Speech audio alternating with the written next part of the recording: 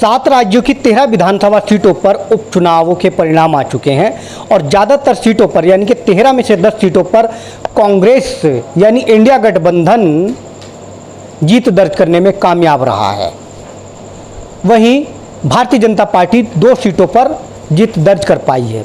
क्या कुछ कारण रहे हैं क्यों इन 7 राज्यों की 13 विधानसभा पर उपचुनाव कराने पड़े, इस विषय पर आज हम चर्चा करेंगे। 7 राज्य कौन कौन से हैं, सबसे पहले वो बता देते हैं कि 7 राज्य कौन से हैं जिनमें उपचुनाव हुए हैं। सबसे पहले पश्चिम बंगाल की 4 विधानसभा सीटों पर उपचुनाव हुआ है। हिमाचल प्रदेश की 3 विधानसभा सीटों पर उपचुनाव हुए। वहीं उत्तराखंड की 2 विधानसभा सीटों पर उपचुनाव हुए। इसके बाद बिहार, पंजाब, तमिलनाडु और मध्य प्रदेश की एक विधानसभा सीटों पर उपचुनाव कराने पड़े।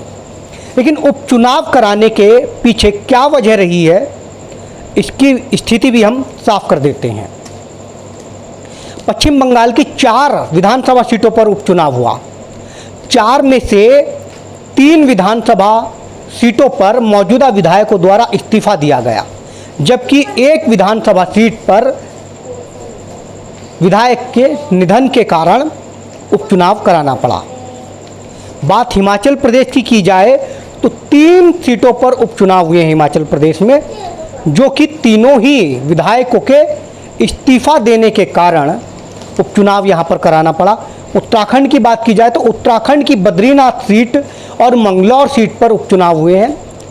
बद्रीनाथ सीट पर मौजूदा विधायक द्वारा इस्तीफा दिए जाने के कारण उपचुनाव कराना पड़ा, जबकि मंगलौर सीट पर बसपा विधायक के निधन के कारण उपचुनाव कराना पड़ा।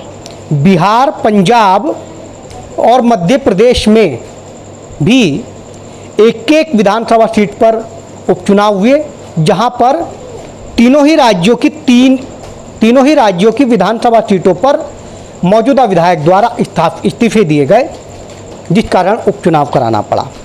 तमिलनाडु की विक्रवांडी विधानसभा सीट से मौजूदा विधायक के निधन के कारण उपचुनाव कराना पड़ा।